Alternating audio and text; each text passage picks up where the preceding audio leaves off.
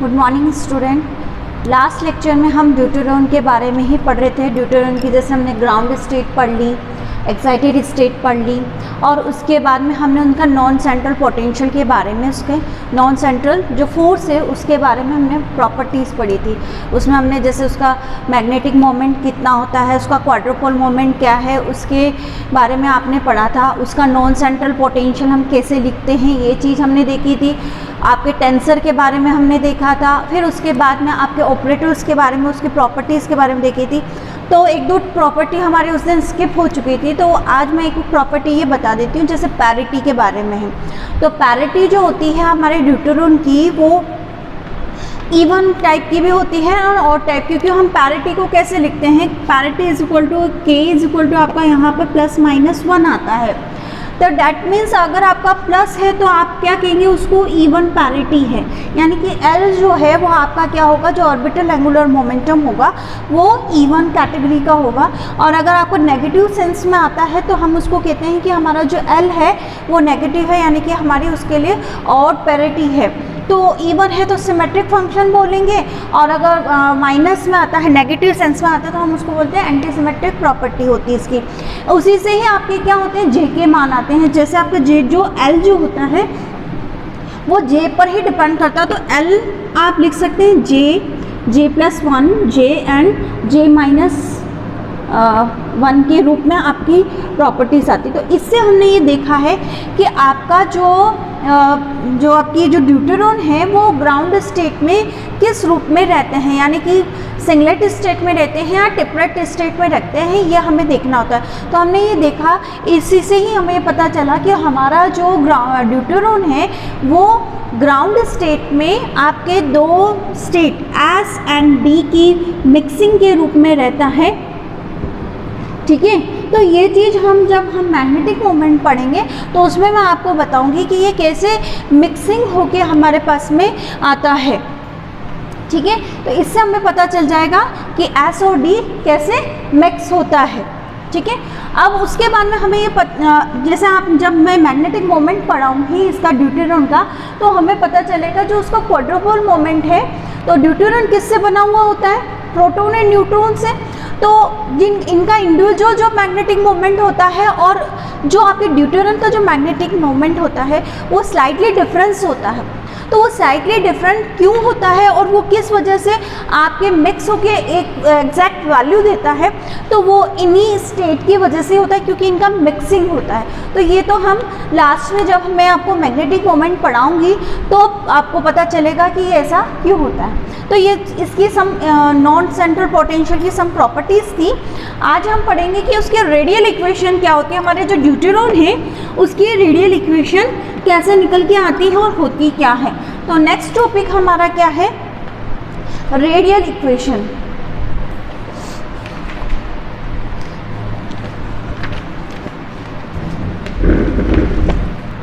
ये radial equation हमारे deuteron की क्या निकल के आएगी।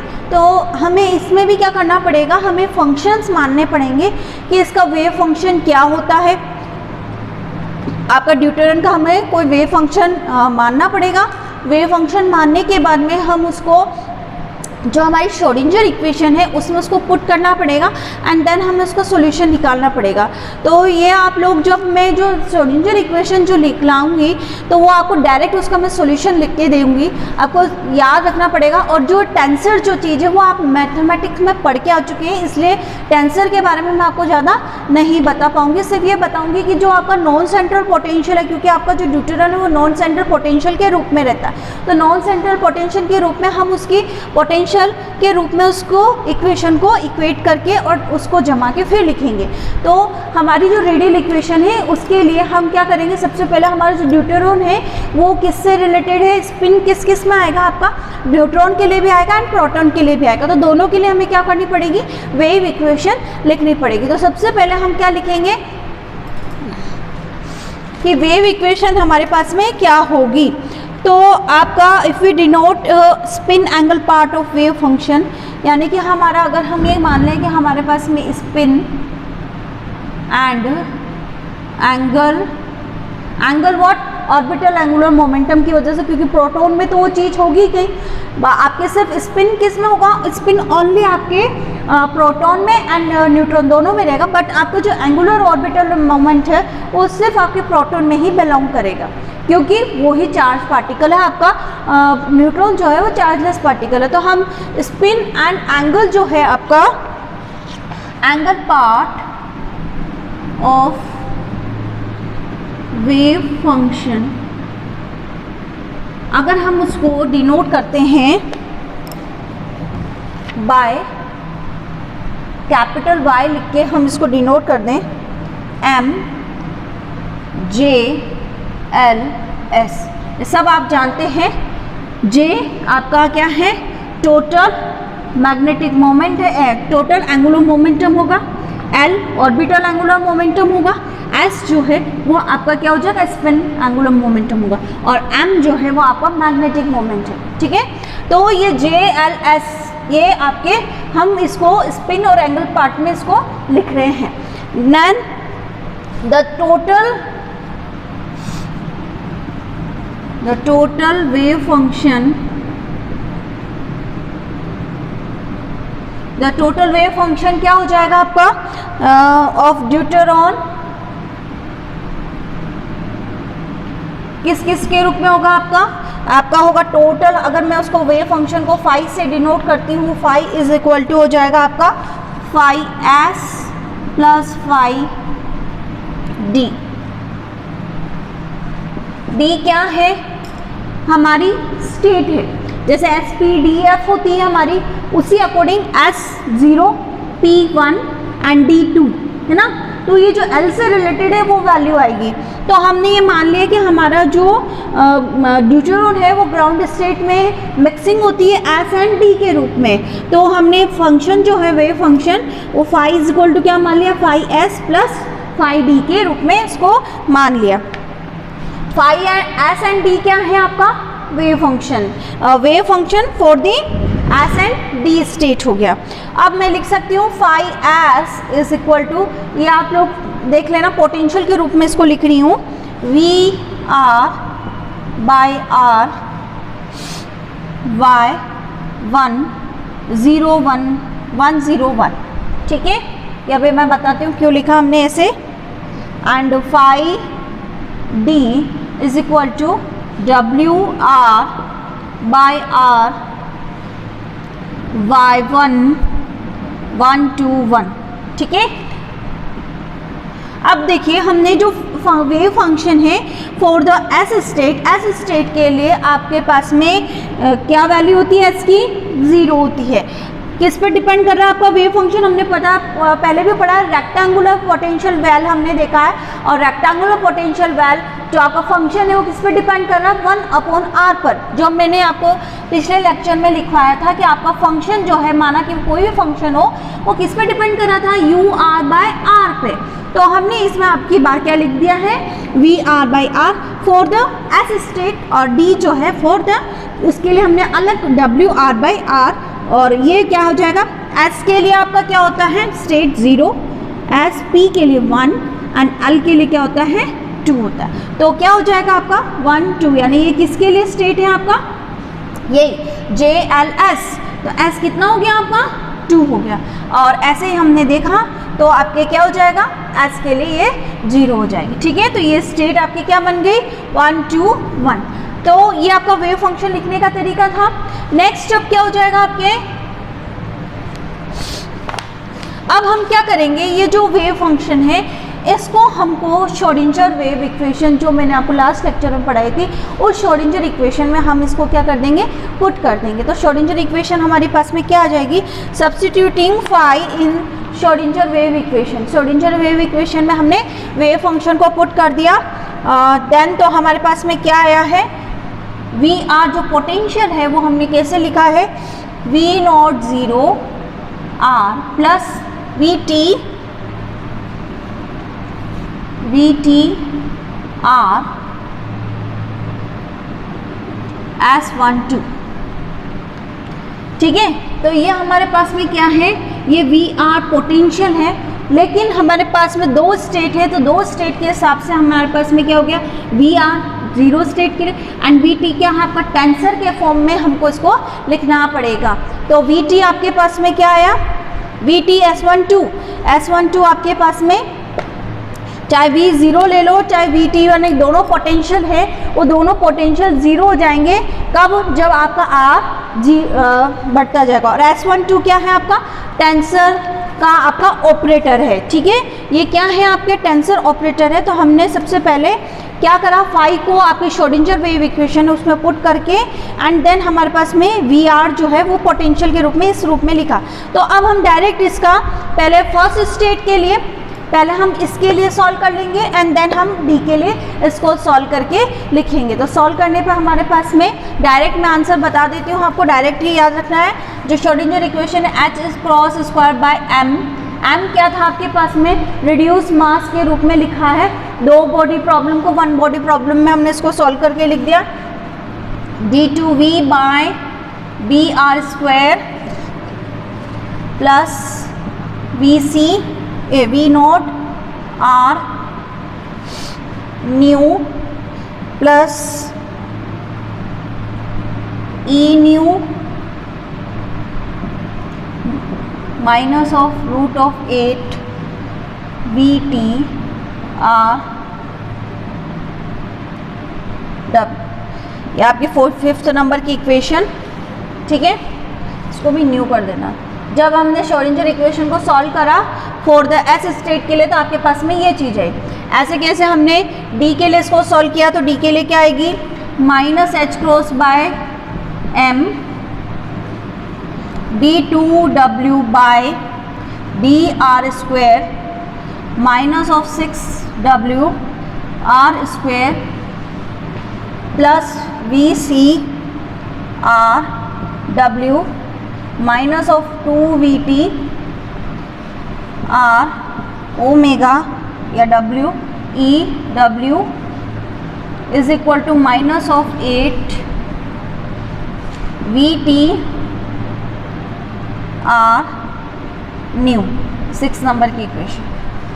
ये आपको डायरेक्ट ही याद रखनी है। ये जब मैंने आपका सॉल्यूशन, इसको कुछ नहीं करना, आपको सिर्फ ये ध्यान रखना है ये आपका पोटेंशियल था और इसको आपने श्रोडिंगर वेव इक्वेशन के रूप में एस और डी दोनों वेव के लिए लिख लिया है। अब हम इसको क्या करेंगे, मॉडिफाई कर देंगे कुछ। तो मॉडिफाई करने पर हमारे पास में जहाँ पर आपके वेयर S12 y1101 ये टेंसर ऑपरेटर है, किस पर आपने क्या वेव फंक्शन पे, इसका मान आता है root of 8 y1111 and S12 y1121 root of 8 y1101 minus of 2 y1121।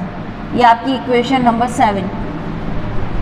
If the interaction potential, अब आपका क्या है कि अगर मैं ये बोल लूँ कि आपका जो पोटेंशियल है वो शॉर्ट रेंज का है, तो शॉर्ट रेंज होने से आपका क्या हो जाएगा, ये पार्ट क्या हो जाएगा, ज़ीरो हो जाएंगी। ये सब शॉर्ट रेंज है तो वी टी वाला भी जीरो और वी आर वाला भी क्या हो जाएगा, जीरो, क्योंकि कैसा बनता है आपका पोटेंशियल, इस रूप में आ रहा होता है। तो आपके क्या हो जाएगा, जब आपके स्क्वायर वेव पोटेंशियल के रूप में इसको लिखेंगे तो अगर आपका ये बहुत शॉर्ट रेंज है यहीं कहीं है, तो आपका वी टी का मान क्या आया, एक तरह से ज़ीरो आया, ठीक है। तो हमारा वी टी और वी नोट ये सब आपके क्या हो गए, ज़ीरो हो गए। तो आपको क्या लिखना पड़ेगा, अब if the interaction potential, if the interaction potential is short range are assumed to be short range, then क्या हो जाएगा आपका V node R and VTR दोनों आपके क्या हो जाएंगे, ज़ीरो हो जाएंगे, ठीक है। या फिर हम बोलेंगे आर बहुत ज़्यादा आ गया आपका, तब भी आपका पोटेंशियल क्या हो जाएगा, ज़ीरो हो जाएगा, क्योंकि यहाँ पे आर अगर मैं ज़्यादा ले लूँगी तो पोटेंशियल का मान क्या है, ज़ीरो रहेगा। तो आपके इस इक्वेशन 5th और 6th इक्वेशन में अगर हम इसको पुट करेंगे तो आपकी ये वैल्यूज़ क्या हो जाएंगी, सारी कैंसिल आउट हो जाएंगी ये वाली, ठीक है। तो अब हम वापस इसको देखते हैं। आफ्टर सॉल्व द इक्वेशन, इसको सॉल्व यानी कि आपको VT और इसका मान क्या कर देंगे, बिल्कुल 0 करके लिखेंगे। तो क्या हो जाएगी आपकी equation, then equation 5 and 6 becomes, क्या हो जाएगी आपकी 5 and 6 equation, minus of h cross square by m d2 nu by dr square minus of e nu, बाकी तो आपका सब क्या हुआ 0 हो गया, तो ये 0। एंड 6 नंबर की equation h cross bye m d2 omega by dr square minus of 6 omega r square, बाकी आपकी क्या वजह, ये चीज़ 0 वो चीज़ 0 हो गई, ये 0 है ये, ठीक है। माइनस ऑफ e ओमेगा बचा, minus of e omega is equal to 0, ठीक है। तो अब हम इसको, ये भी आप वापस इसको मैं इधर शिफ्ट करूँगी, H M by H cross, ये होगा। अगर मैं इसको इस तरह से शिफ्ट कर दूँ, H cross M by H cross square, तो आपकी इक्वेशन इस रूप में बन गई। इसको मैं क्या बनूंगी, एक कॉन्स्टेंट मान लूंगी, तो क्या हो जाएगी आपकी equation now, d2 nu by dr square minus of alpha square nu is equal to 0। And similarly इसके लिए भी इसको इधर शिफ्ट कर दूं मैं, तो क्या हो जाएगा आपका d2 omega by dr square minus of 6 omega r square minus of alpha omega, ठीक है। तो where alpha square is equal to क्या हो जाएगा आपका M E by H cross का स्क्वायर, ठीक है। ये आपका क्या हो गया, M E by H cross का स्क्वायर। अब इसको हम सॉल्यूशन, क्योंकि आपका क्या हो गया, ये सेकेंड ऑर्डर डिफरेंशियल इक्वेशन बन गई, वापस इसका हम क्या लिखेंगे, सॉल्यूशन लिख लेंगे। सॉल्यूशन क्या होता है सेकेंड ऑर्डर डिफरेंशियल इक्वेशन का, कॉस और साइन के रूप में लिखते हैं हम इसको, और अगर माइनस साइन है तो एक्सपोनेंशियल फॉर्म में आता है हमारे पास में इसका सॉल्यूशन, तो एक्सपोनेंशियल फॉर्म में हम इसका सॉल्यूशन लिखेंगे। तो क्या सॉल्यूशन हो जाएगा हमारे पास में, कौन सी इक्वेशन चल रही थी आपकी, ये this one is 8 number equation, ठीक है।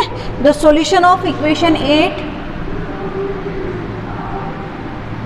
Solution of equation 8 will be, क्या हो जाएगी आपकी इक्वेशन 8 का सॉल्यूशन, वी आर क्या है, जो न्यू नहीं है ये, V R is equal to A exponential minus of alpha R, ठीक है।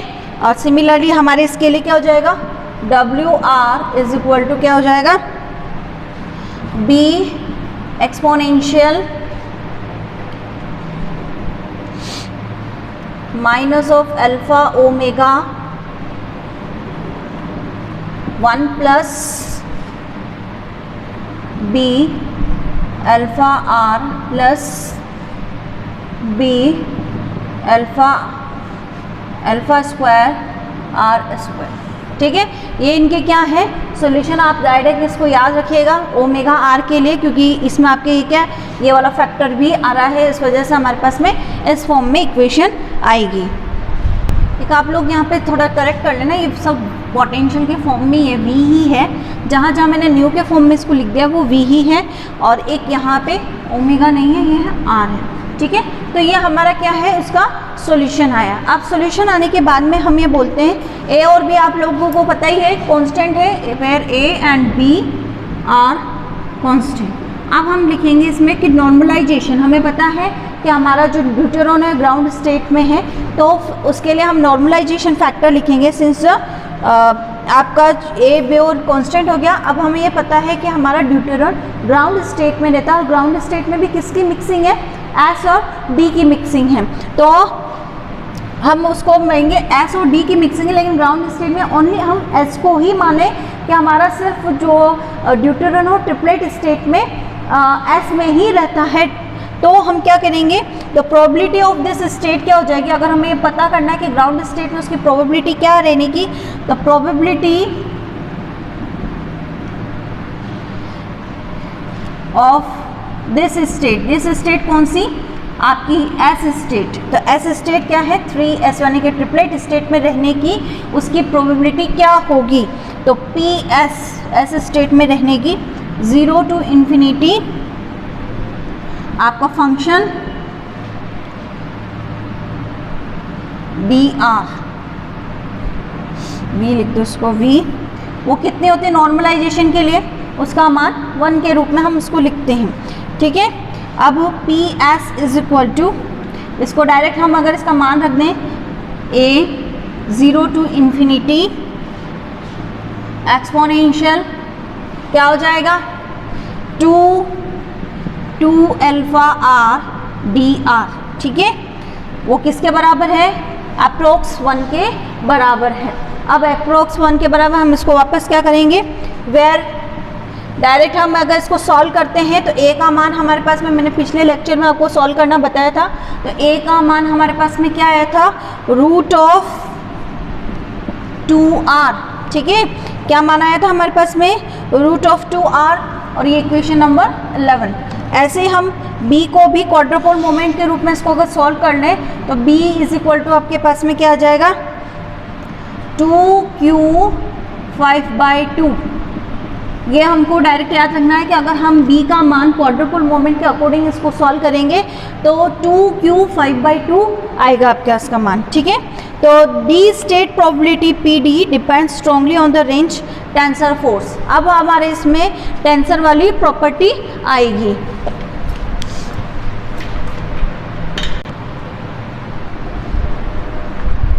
अब हम बोल रहे हैं कि जो हमारा PD है वो डिपेंड्स कर रहा है आपकी रेंज B पर, ठीक है। जैसे जैसे रेंज बढ़ रही है वैसे वैसे, तो कैसे डिपेंड कर रहा है, R इज प्रोपोर्शनल टू 1/अल्फा के रूप में आपके ये क्या कर रहा है, डिपेंड कर रहा है, ठीक है।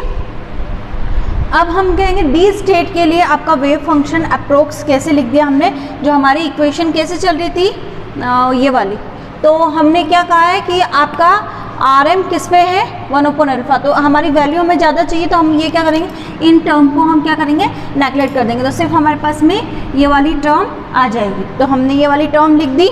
नेक्स्ट हमने क्या करा, फॉर द नॉर्मलाइजेशन आपके पास में ये चीज़ क्या होनी चाहिए, 1 के इक्विवेलेंट होनी चाहिए, तो हमने इसकी वैल्यू वापस क्या करी, इसमें पुट करके रख दी।